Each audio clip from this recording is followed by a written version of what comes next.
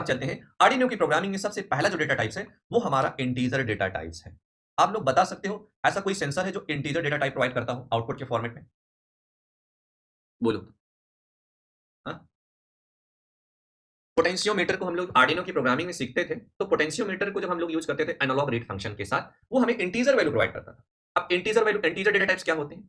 वो नंबर्स जिसमें दशमलव की संख्याएं नहीं आती हैं। ठीक है, जैसे एग्जांपल के लिए 1 2 3 4 5 6 7 8 9 10 100 200 300 500 1000, तो ये हमारे इंटीजर हो गए। इंटीजर हमारा पॉजिटिव भी हो सकता है, इंटीजर हमारा नेगेटिव भी हो सकता है। तो इंटीजर डेटा टाइप्स में क्या होता है? Integer data types are used to store whole numbers. Integer data type में क्या होता है? हम पॉजिटिव नंबर्स को भी होल्ड कर सकते हैं, स्टोर कर सकते हैं, नेगेटिव को और जीरो को भी। एग्जांपल के लिए हमारा टेम्परेचर सेंसर, टेम्परेचर हमारा पॉजिटिव भी हो सकता है, टेम्परेचर हमारा नेगेटिव भी हो सकता है, बट डिस्टेंस हमारी नेगेटिव कभी नहीं हो सकती है। ठीक है, क्या आप लोग बता सकते हो डिस्टेंस नेगेटिव हो सकता है? नहीं, डिस्टेंस पॉजिटिव भी हो सकता है, बट हमारा टेम्परेचर की वैल्यू नेगेटिव होती है, वोल्टेज भी हमारी नेगेटिव होती है, पॉजिटिव होती है। फिलहाल के लिए हम टेम्परेचर सेंसर से रिलेटेड चलेंगे। तो इंटीजर डेटा टाइप्स में बहुत तरीके के होते हैं। ठीक है, तो इंटीजर डेटा टाइप्स में हमारा क्या होता है? पॉजिटिव और नेगेटिव इंटीजर वैल्यूज होती है जिसको वेरिएबल्स में हमें स्टोर करना है। बट अलग अलग इंटीजर वैल्यू, मान लो कोई इंटीजर बहुत छोटा है जैसे 1, अब बड़ा इंटीजर लो तो 1000, उससे बड़ा लो 10000, उससे बड़ा लो 10,000, लाख में, 10 लाख, करोड़ों में, मिलियंस में चला जाएगा इसका मतलब। तो इसको अलग अलग वैल्यू को बढ़ते हुए क्रम में देखा जाए तो एक वेरिएबल से हम लोग स्टोर नहीं कर सकते, इसलिए इंटीजर डेटा टाइप्स में भी बहुत सारे डेटा टाइप्स बताए गए प्रोग्रामिंग में। तो सबसे पहले जो हम डेटा टाइप्स यूज करते हैं उसका नाम है इंट डेटा टाइप। यहाँ पे लिखा हुआ है इंटीजर डेटा टाइप्स, यहाँ पे लिखा हुआ इंट।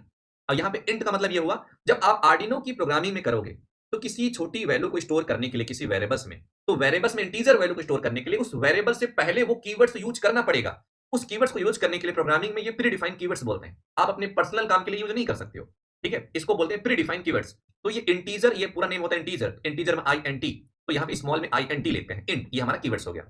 ठीक है, तो कीवर्ड समझ गए। अब उसके बाद जब हम किसी इंट वेरिएबल्स को डिफाइन करते हैं, उस वेरिएबल, अगर एग्जांपल के लिए थोड़ा सा नीचे चलते हैं, यहाँ पे लिखा हुआ है, जैसे यहाँ पे लिखा हुआ है int my numbers equal to 1000, तो इस माय नंबर्स के सामने लिखा हुआ है इंट, तो मतलब इस वेरिएबल्स में हम इंटीजर वैल्यू को स्टोर कर सकते हैं। ठीक है, अब ये जो वेरिएबल्स बनेगा आर्डिनो की मेमोरी में, आर्डिनो माइक्रो कंट्रोलर्स के अंदर, आर्डिनो माइक्रो कंट्रोलर्स के अंदर उसके मेमोरी में जो जगह एलोकेट होगी, मतलब जो जगह ली जाएगी इस प्रोग्रामिंग के अकॉर्डिंग, उसकी स्पेस, मतलब उसकी साइज कितनी बनेगी? उसकी साइज बनेगी वहां पे 2 बाइट्स की। अभी मैंने बताया था 1 बाइट में होते हैं 8 बिट्स, तो 2 बाइट्स में कितने बिट्स? 16 बिट्स।